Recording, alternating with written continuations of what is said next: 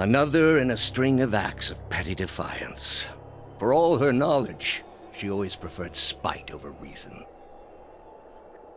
That woman did more in her misery than most accomplish with their clear, ignorant minds. If only she had obeyed. Such a waste of rare talent and intellect. What of your cohorts, then? They have followed you to their deaths. Is it loyalty that brings them here? Or is it, as my agents suggest, that they have no direction of their own? You worshipped Aethys, did you not? Your spies are good. What gave me away? The cape? Yet when your god needed you the most, you chose your country. We were being invaded. Not by anyone who was acting like a god.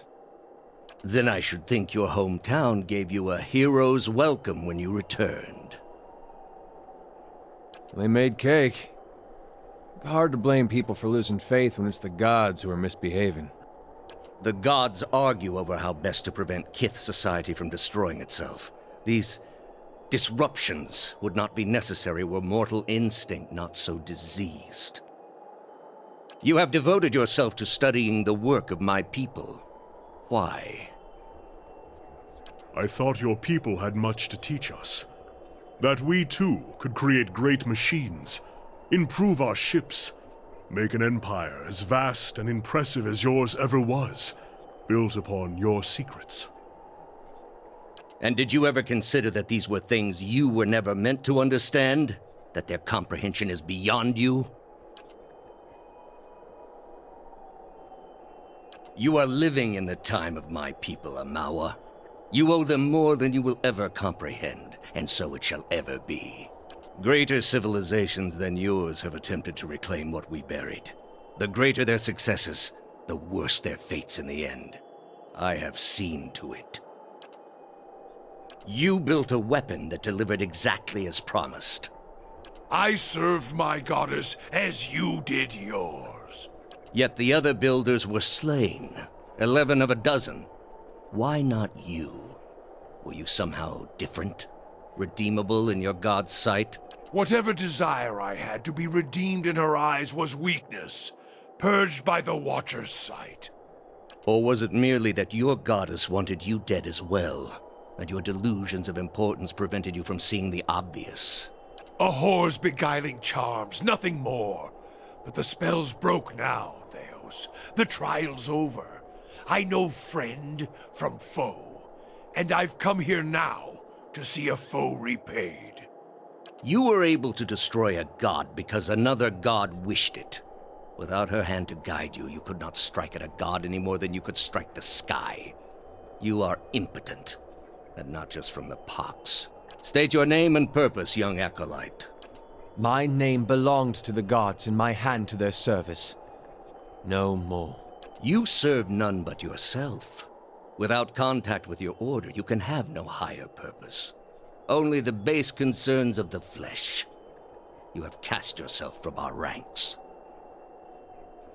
And I should have done it years before. I'd rather live in uncertainty than servitude. And that uncertainty would lead you where it leads everyone. To doubt, to emptiness, to the many cruelties inspired by disbelief. You will have to forgive your Grandmaster for remaining skeptical of his initiate's choices. You are here because you are lost. The gods cannot reach everyone, I'm afraid. May you fare better in your next lives. I gather you have had your soul awakened. Why else would you shadow my footsteps like some stray mongrel? You think I have something to offer you, but our business was concluded long ago.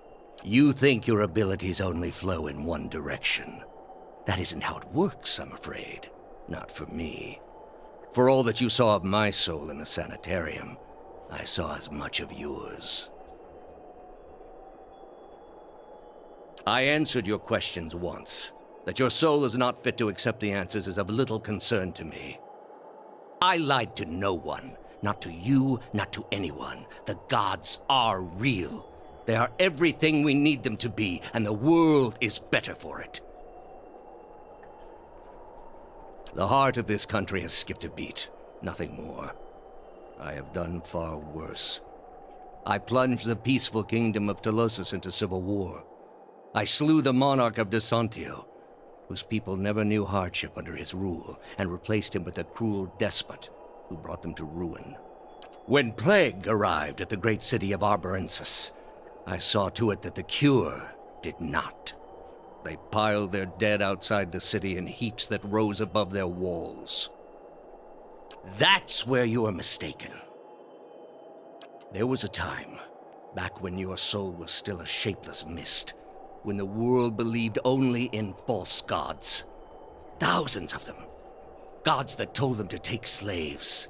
Gods that told them to make war upon their neighbors and devour the slain. Gods that told them to burn their children alive and cover themselves in the ashes as a sign of their faith. But all that changed when they learned of the true gods. Our gods. All those misshapen, bestial instincts melted beneath the radiance of our God's majesty. You could see it in their eyes.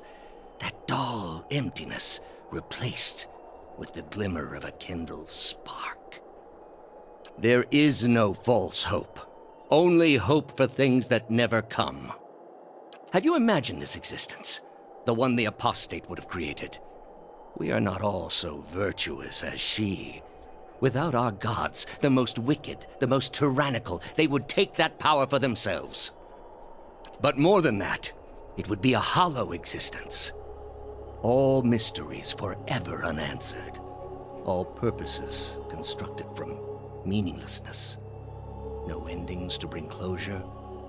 Only a wheel, turning without mercy, grinding our spirits to dust. It is the least of all possible costs. Are you so dense as to think a faithless world would not be ridden with calamity? All I have seen, the millennia of experience. I will not be dissuaded from this course. You have not thought this through. There is no leaving this place for you. I allowed it once, but you have made it all too clear what a mistake my mercy was. With your soul and thousands of others, I will see this world purged of its suffering. Hear me, Woodica. Your servant calls for aid.